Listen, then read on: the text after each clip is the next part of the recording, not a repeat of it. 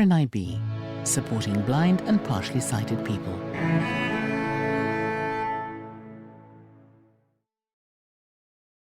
Technology for life. Tools for access. I'll be honest with you, I would be very, very lost without being online. I do my banking, I do my shopping, even films, newspapers, everything. I would be totally lost without it. My name is Val Brown. I'm age 66. I'm partially sighted and I'm retired. I started using the iPad about a year ago. First thing I ever did, I went to bed and read a book. I just enjoyed flicking the pages like I would if I was reading a normal book. Long before my eyesight deteriorated, I would never dream of shopping online. I was scared of it. I was frightened that any of my credit details and information would get stolen. Online shopping and online banking has become the norm every day for me. The most helpful thing on the iPad for me is the magnification tool. It zooms on the letters. You can adapt the size of text to what you need. My name's Robin. I am 38 years old and I am partially sighted. I work as Principal Manager for Digital Accessibility at the Royal National Institute of Blind People. Everything that we do in our society today has an online element, almost everything, and as we look forward into the future, more and more things will be enriched and enhanced if the individual has online access. So it's really important to get online, to feel included in society, to be able to participate in learning and leisure, increasingly in employment. So having the skills to get online and to find your way around the web and navigate applications, for example, they're becoming really crucial skills. I'm Scott Chesworth, I'm 27, I'm a musician and I'm totally blind. Access to the internet for me and being online is nearly as important as access to food and water. I spend a lot of time online. NVDA stands for Non-Visual Desktop Access. It's a piece of software it installs onto Windows computers. And it's a screen reader, so it allows a totally blind person to hear what's on screen. It reads it out to you in a synthetic voice, and it gives you a couple of extra ways of interacting with what's on screen from the keyboard. I use it for online shopping, for online banking, if I need to send an email, write a Word document, pretty much anything that I need to do day to day, NVDA can do that. www Google document, search edit blank. My name is Roger Wilson-Hines. I'm nearly 72. I direct a small computer development company. My favourite device is the Android phone. It's got so much potential in camera, sound, helping you get about, read your books on the move. Fabulous. This is the iPhone. This is very popular, it's fabulous, it's neat and sleek and it does lots of good things. Lots of, we call them icons, little pictures that you touch and things happen. This is the Android. The phone comes as is.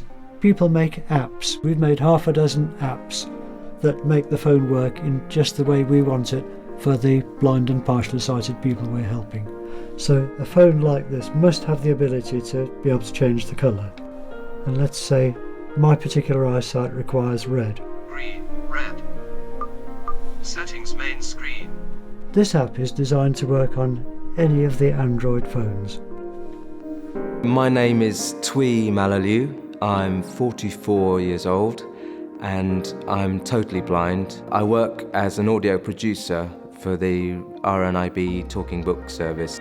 I have an iPhone 4 and basically instead of controlling the iPhone from its touch screen, I use the braille display and the Bluetooth keyboard to control the iPhone and to be able to read what's on the screen. My name is Kevin Hearn. I'm 45 years old. I'm visually impaired. I've got some residual sight in my right eye. Having a smartphone is like having a quite powerful laptop in your pocket these days. There are so many different applications that you can download onto the phone. There's magnifying apps on the phones, it's got built-in torch. There are literally thousands of applications for this phone, which can be of great benefit to people with a visual impairment. For some people, using a smartphone-based navigation application will be sufficient, and in fact many partially sighted people do that confidently on a day-to-day basis. However, people who are not relying on using their vision often tell us that a dedicated device like the Trekker Breeze is a much better solution for them. My name is Diane Marks, I'm 39 and I am totally blind with no light perception whatsoever. I am a trained physio, but I'm currently out of work.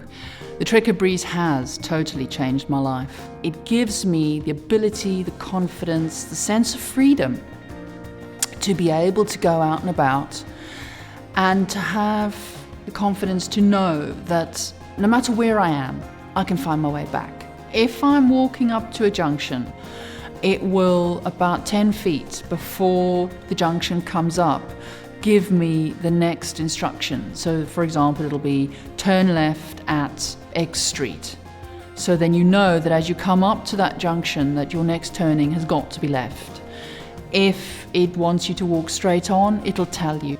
And it's all at the end of the day about making life easier and allowing me to do more things more easily and more accessibly using mainstream technology. I mean, if someone was to have said to me 5 years ago that I'd be able to record music on my iPhone, it fits in my pocket and it's the same device that I'm going to use to send an email and check when my next bus is due. It'd be unthinkable 5 years ago, and now it's scratching the surface of what you can actually do with it.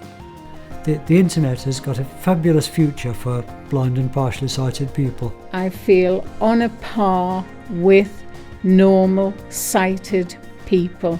For someone who's newly blind, go for it. Take the advantage. Take what's out there to help make life easier for you. They should be giving these devices out on the NHS on prescription to us because they're so useful. I'm on equal terms, I'm mainstream, I'm up there with the rest as a young 72-year-old. RNIB, supporting blind and partially sighted people. Copyright of RNIB, February 2012. Registered charity number 226227.